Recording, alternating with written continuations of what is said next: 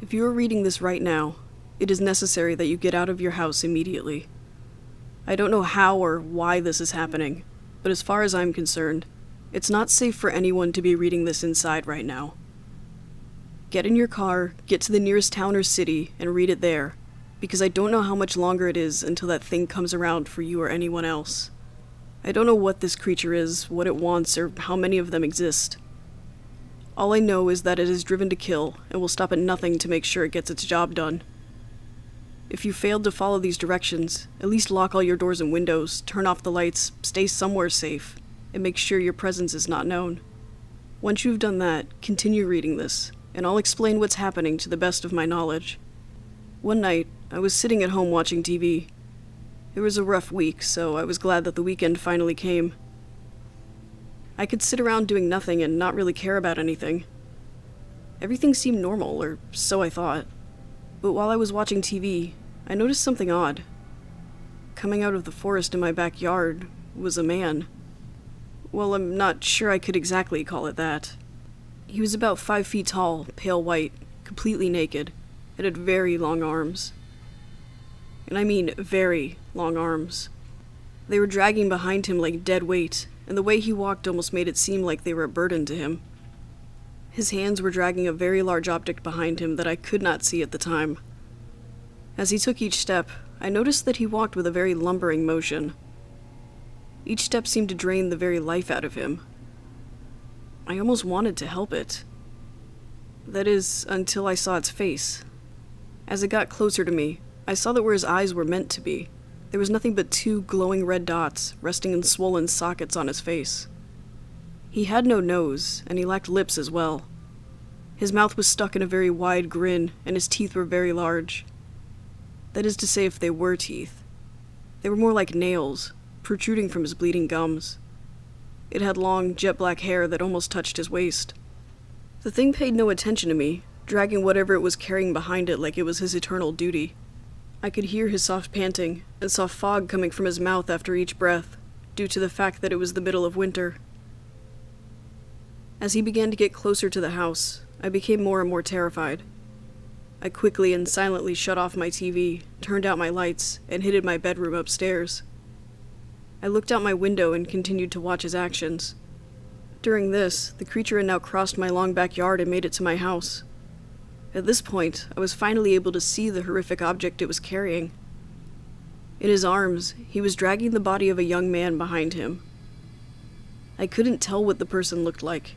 He was too mutilated and torn up for me to be able to distinguish anything human about him. The creature then picked up the body and hung it against the wall with a meat hook, which was already pierced through the man's blood-drenched head. I nearly vomited at the sight of this. The creature walked backwards, stretching out its arms and letting out a subtle yawn. It was as if it had finally completed a very hard task. It walked up onto my back porch, its pace quickening after it had hung up the body. I waited in silence and terror, the only noise coming from my quickly beating heart pounding against my ribcage. Then it looked up at me, and its smile widened. I jumped back in horror as it stepped closer to my back door. It reached out with its long arms and grabbed a hold of my doorknob. It slowly pushed open my back door and stepped inside. At this point, I was too stunned to do anything but lock my door and move to the corner of my room. I cowered under a blanket like a child and waited in fear. I knew that I was next. I heard it climbing up my staircase, making as little noise as possible. When it reached the top of my staircase, it stopped for a moment, as if contemplating how to mutilate me. Then it grabbed a hold of the doorknob and began to shake it violently. It kept shaking the doorknob, hoping to break in, but to no avail. I heard the creature walk down the stairs and head out my back door. I watched the creature as it slowly sulked back into the forest. I waited for a few minutes, in case it came back with some kind of axe to chop down my door. I must have waited in my room for half an hour before I finally decided it was safe. I quickly ran down the stairs and out of my house. I got into my car and drove out of there as fast as I could. Whatever that creature was, I didn't want to be around when it came back. I went to the nearest town and rented a hotel. I stayed there for the night and decided I would report the incident to the police in the morning. I wasn't sure they would believe me, but it was better than getting framed for a murder I didn't commit. The next day, I got up and drove to the police station to report the murders. Right as I entered the station, however, I noticed everything seemed too calm. There were no missing person reports, no murder investigations taking place. It's as if the body I had seen last night had never existed. It might as well have been my imagination, too, because when I returned home, the body wasn't there. In fact, there was no trace that any of last night's events had happened. It was as if it was a dream. Yeah, that had to be it. It had to have been a dream. I probably just woke up frightened and ran out of my house in a panic. I kept telling myself these things, knowing in my heart they weren't true. That night, I locked myself in my room and turned off my lights as soon as it got dark outside. I wanted to make sure the thing had no idea of my presence. Though it was hard to go to sleep, I finally dozed off, but only for a short time, as I was awoken at around 1 a.m. to the sound of scratching. I sat up in my bed and looked out my window, careful to stay hidden. To my horror, the creature was back, scratching against my wall.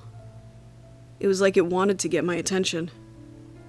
When I looked at the wall where it placed the bodies last night, I saw 12 more in their place. Each one was hanging in a different gruesome way. 2 people hung upside down from barbed wire wrapped around their ankles. Others were nailed to the wall. One man was hanging from his intestines, which had been very precisely removed from his body. I looked away from this terrible sight, waiting for the creature to put me against the wall with the rest of those people. It opened my back door and entered my house, this time quicker, as if it was more eager to add me to his collection. He climbed up the staircase and started shaking on my doorknob. He kept shaking it until it finally snapped and the door slid open. I watched as the monster's silhouette silently crept through my door. It knelt down next to me. At this point, I was too stunned to do anything, and I just sat there, waiting for my fate. It placed its hands on my chin and lifted my head up so that I was forced to look into its empty eye sockets. I felt its warm breath against my face, which smelled of blood. And then, to my surprise, it spoke. "Father?" It spoke with a slow, raspy voice. I couldn't believe what I was hearing. This creature calling me his father, speaking almost like a child saying his first words. I never had a son, and I would know if I did have a son and it looked like this. It almost looked sad while it spoke. "Father? Are you scared, Father? Why are you scared, Father?" I kept looking up at the creature in horror. What the heck was going on? Did this thing really think I was his father? I sat in awe and shock at this horrible thing. "Father, look outside." It took long breaths between each word, as if talking was a struggle. "I made a gift for you. Do you like it?" I forced myself to look out the window, at the horrific artwork the beast laid out for me to see. The thing looked at me for a moment as I contemplated an answer. In a shaky voice, I said, "Yes, I really, really love your gift." Its smile grew with excitement. It put my head down, and I watched it slowly leave the room.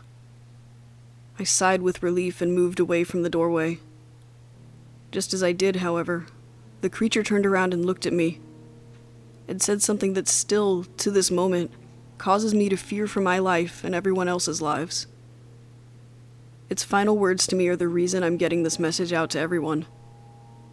As he crept out the door for the last time, he said, "I'm not done, Father.